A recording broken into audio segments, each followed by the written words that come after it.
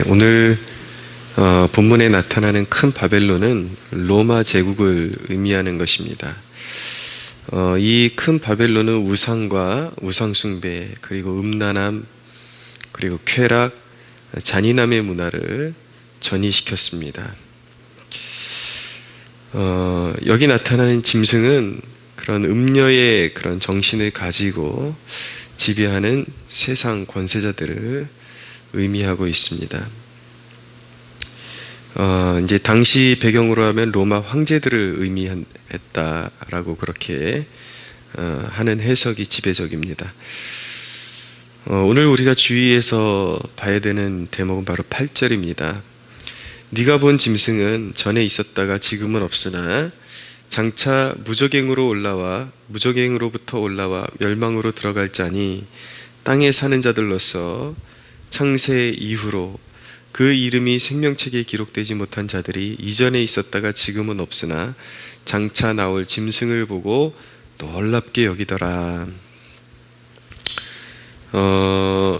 생명책에 기록되지 못한 자들은 이 짐승의 권세가 다시 잠시 회복되는 것을 보고 거기에 현혹된다라는 것을 보게 됩니다. 네. 그 소속이 어디에 속했냐에 따라서 이렇게 당기는 것이 다르다라는 것이죠. 생명책에 기록된 사람에게 당기는 것과 그리고 생명책에 기록되지 못한 사람들의 추구가 다르다라는 것입니다.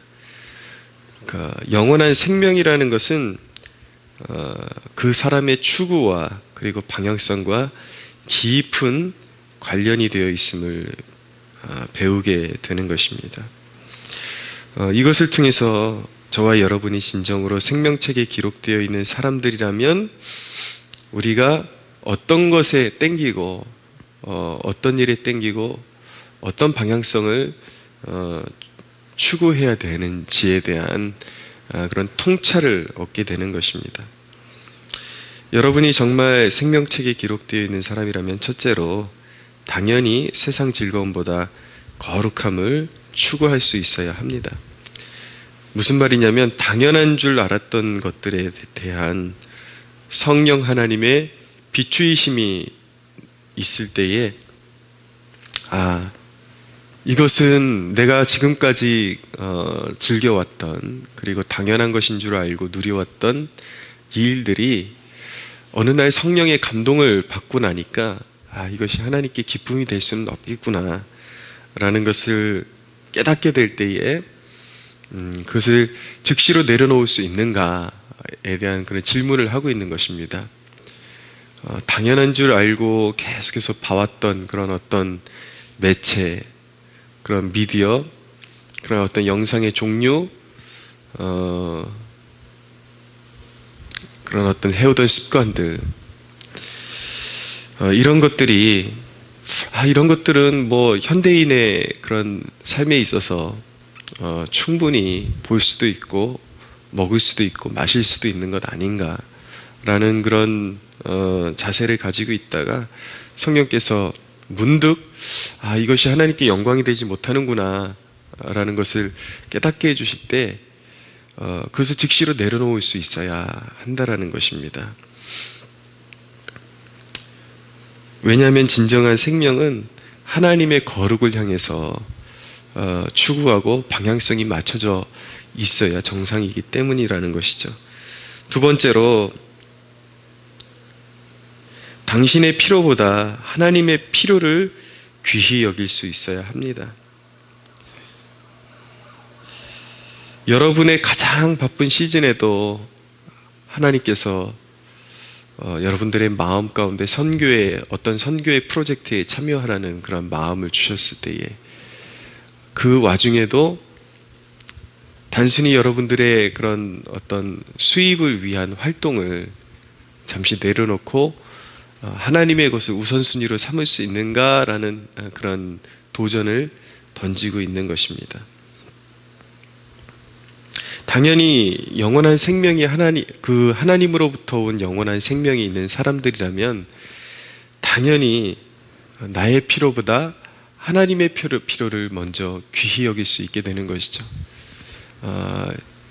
여러분들에게 가장 필요했던 것이 도전받고, 그것이 하나님께서 성령을 통해서 그것을 나에게 가져오라는 그런 도전이 주어질 때에 그 즉시로 반응할 수 있는가에 대한 도전이 되기도 하는 것입니다.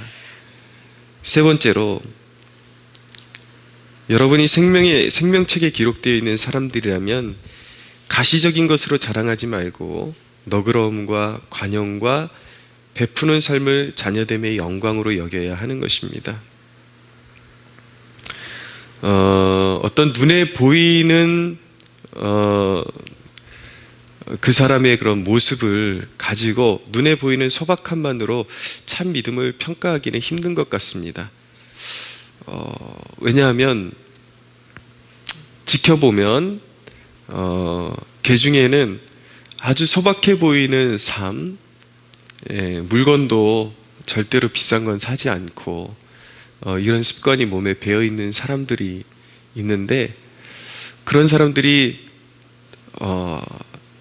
또 다른 면으로 봤을 때 그런 하나님을 향해서 즉각 반응하고 순종하고 자기 물건은 아끼지만 하나님을 대해서는 부요하는가?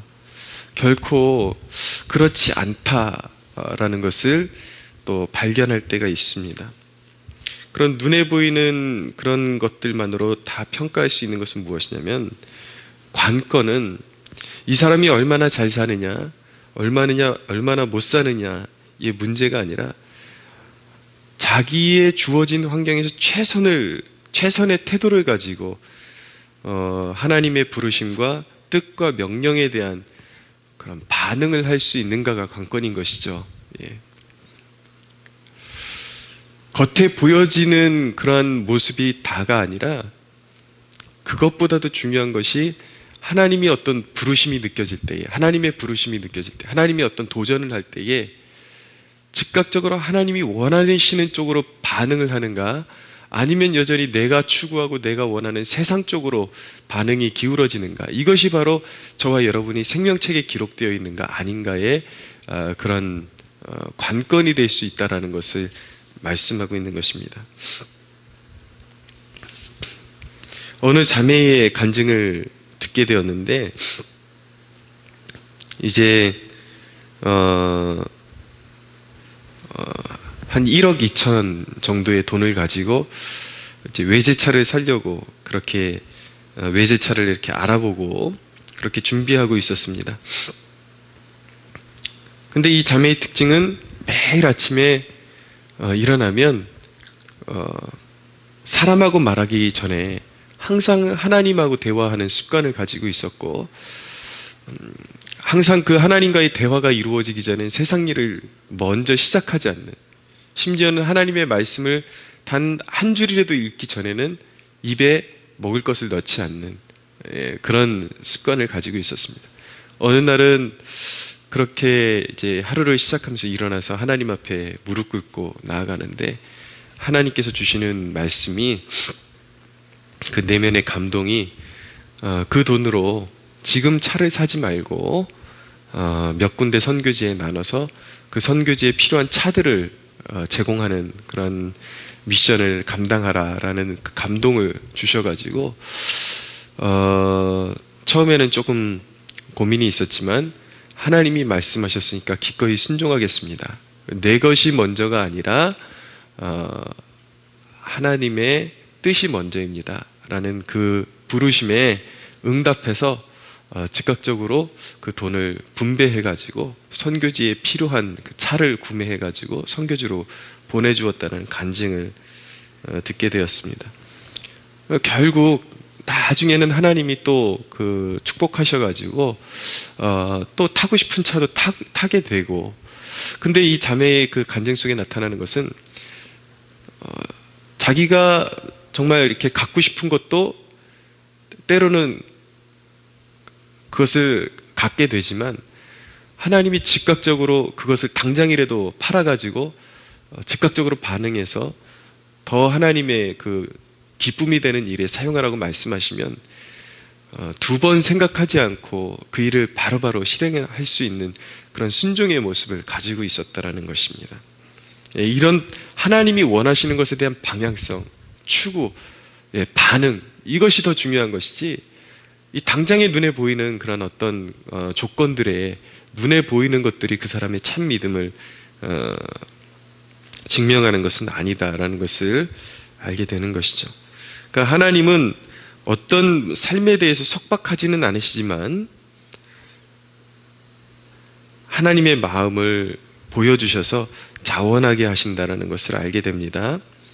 그럼에도 우리가 참된 그리스도인이라면 화려한 세상의 모습으로 단장해서는 안 될 것입니다. 그런 것으로 자기의 가치를 삼으려고 해서는 안 되는 것이죠. 자, 여러분들에게 질문 드리겠습니다. 여러분은 무엇에 끌리고 있습니까? 하나님의 자녀라 하는 사람이 하나님의 생명책에 기록된 자녀들이 여전히 세상을 사랑하고 세상 것으로 단장하고 치부하기를 원한다면 하나님은 언젠가 그가 추구하던 세상이 마치 구약 성경에 나타났던 이스라엘 백성들을 괴롭게 했던 바벨론과 아수르처럼 그렇게 그 사람이 추구하던 것들이 오히려 그 사람의 무거운 짐이 되게 하시고 고난이 되게 하시고 역경이 되게 하셔서 결국 그를 하나님께서는 구원하시기 위해서 그런 역경을 주실 수밖에 없다라는 것을 깨닫는 것이 인생의 지혜입니다. 사랑하는 여러분, 세상의 헛된 것들을 여러분들의 가치와 추구로 삼지 말고 주님을 기쁘시게 해드리는데 여러분들의 삶을 온전히 쏟아드리는 축복을 누리시기를 이 아침에 소원합니다.